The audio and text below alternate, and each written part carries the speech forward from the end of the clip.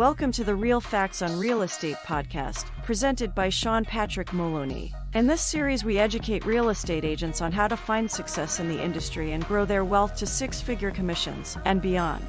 Now here is your host, Sean Maloney. Welcome to episode 243, New Real Estate Agent Tips. I'm your host, Sean Patrick Maloney. Thanks for joining me this week. Guys, getting into real estate is a big decision. It's a decision that you're going to put on yourself that's going to make you need to make your own money. There is no paycheck here, guys. No one's coming to save you. So in this episode, we're going to go over different things you can do and different things you shouldn't do. That way you can find more success and earn more money in real estate right away. Let's get started. Simply put, interactions lead to transactions. Make sure to make as many connections every single day of your life as possible. This is one of the biggest mistakes I see when agents first get in. They get quiet. They go down into the idea of, I'm really nervous to say anything to anybody. Well, that can be deadly, right? We need to make interactions. That way we make transactions. Knowing the business inside out before talking with people, it might be somewhat important. But that said, most agents fail because they don't reach out to people because they're worried about becoming an expert before they ever want to talk with anybody. The truth is, even by simply getting your license, you're already more than one step ahead of your client and consumer. Remember, it's important to know real estate. It's important to study. It's important to take that time.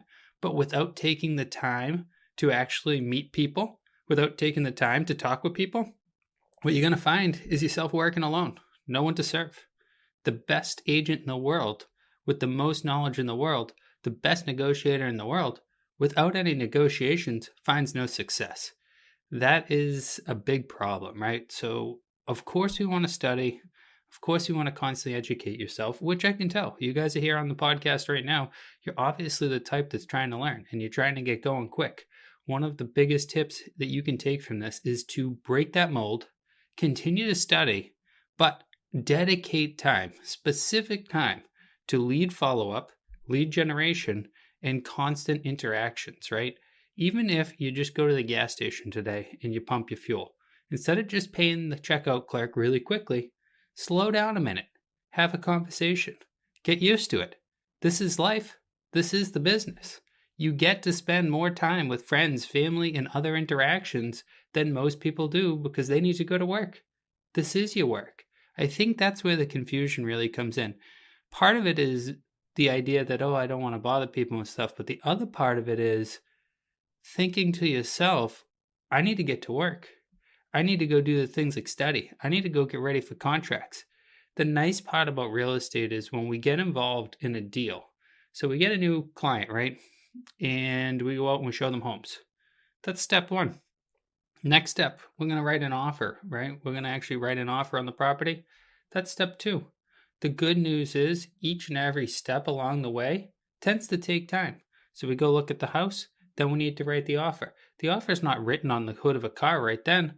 We go back, we put it on the computer, we send it through an online signature platform, and they sign it. After the offer, we have the home inspection process. It's about 10 days long, and then we have the purchase and sale agreement. So each and every step of the way, we have a little bit of time to really figure it all out.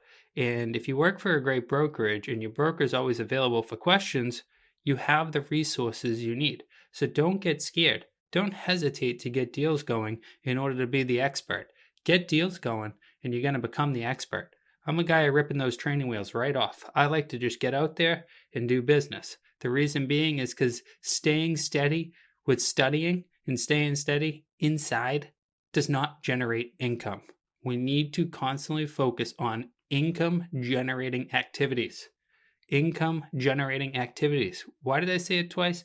Well, the truth is, income generating activities are things where we directly can relate them to sales, which would be lead generation, marketing, lead follow-up. We need more people in our influence in order to close more deals. Again, you can know every single contract, inside, outside, upside down. If no one knows you, what value does that have? What are you going to do? How are you going to add that value? Let's talk on a side note about a company, right? McDonald's, Wendy's, Burger King, I don't care which one you choose. Do they have good hamburgers?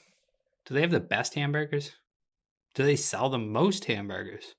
Well, answer 1 and 2 is no, no. Answer 3 is yes. Why do they sell the most amount of hamburgers even though they don't make the best hamburger? Could it possibly be their consistency, their marketing, their strategies that they use in order to entice new clients to come in the doors and buy those god-awful hamburgers that look nothing like the hamburger in the picture? Am I saying that you have to be that piss poor at your job? No.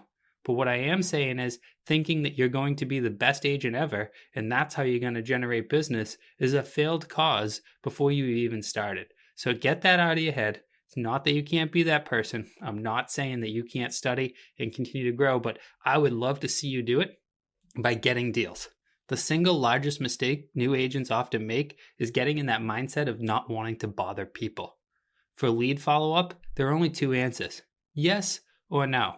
I always jokingly say there's only 2 fingers, right? Thumbs up or middle fingers up. What do I mean by that? Overvaluing yourself, overthinking these people don't want me to contact them because they haven't called me back yet. Doing all that is just self-talk that's negative, that's not going to lead to anything. You want to follow up until the lead tells you to go away. You want to follow up. It could be years, guys. In real estate, it's not uncommon for people to go on sites like Zillow and other places 6 months, 18 months, even 3 years ahead of wanting to make a purchase. The difference between being persistent and being inconsistent is going to be the difference in you finding success and not. The single biggest tip I can give you guys today when it comes to being a real estate agent is really making sure to put yourself out there, get uncomfortable, get comfortable being uncomfortable, meet more people, make more discussions, make more contracts. Guys, I hope this episode helps you find more success right away in your business. If you enjoyed it, please pound that subscribe button and tell all the other agents you know about this great free podcast all about growth in real estate. I appreciate you, and I hope you have a great weekend.